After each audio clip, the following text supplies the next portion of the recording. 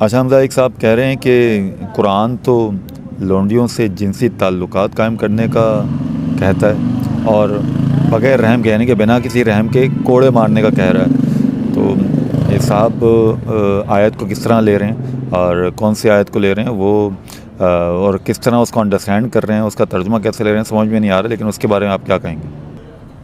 جی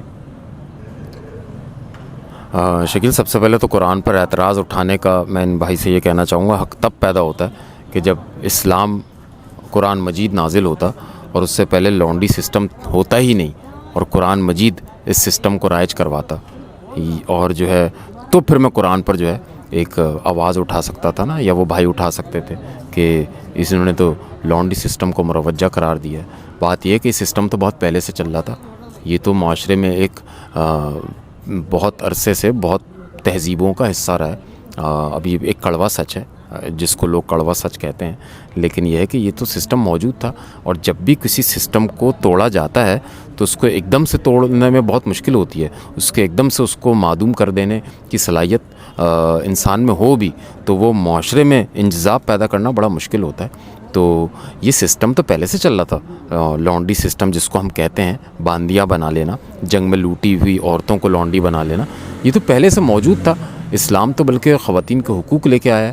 ذرا سا یہ دیکھ لیا جائے کہ لونڈیوں کے ساتھ کیا برتاؤ کرنے کا حکم دیا گیا, اسلام نے تو ان کو حقوق دلوائے, اور پھر آہستہ آہستہ کیا ہوا کہ وہ سسٹم آج اتنا زیادہ مروجہ بھی نہیں ہے, کیونکہ یہ سسٹم اسلام کا حصہ تو تھا ہی نہیں. یہ سسٹم تو انسانی مقتضیات کے تحت پہلے رائج کر دیا گیا تھا. یہ انسانوں کو لگتا تھا اور انہوں نے رائج کر دیا تھا. میں یہ کہہ ہی نہیں رہا کہ یہ سسٹم صحیح ہے غلط ہے, بات تو یہ ہے کہ یہ سسٹم قرآن سے پہلے موجود تھا, اس کے نازل ہونے سے پہلے تو سسٹم موجود تھا. جب قرآن آیا تو اس نے کچھ اصول بتا دیے کہ یہ اس طرح سے کرنا ہے.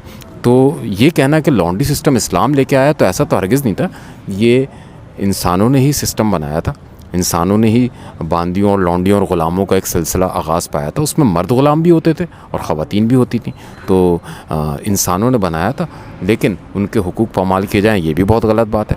تو جب اسلام قرآن مجید آیا اور محمد صلی اللہ علیہ وسلم کی زندگی کو ہم دیکھتے ہیں تو ذرا سا دیکھ لیں ان لوگوں کو کیا انصاف ملا ہے, ان کو کیا ایکسٹراڈنری فیورز دیے گئے.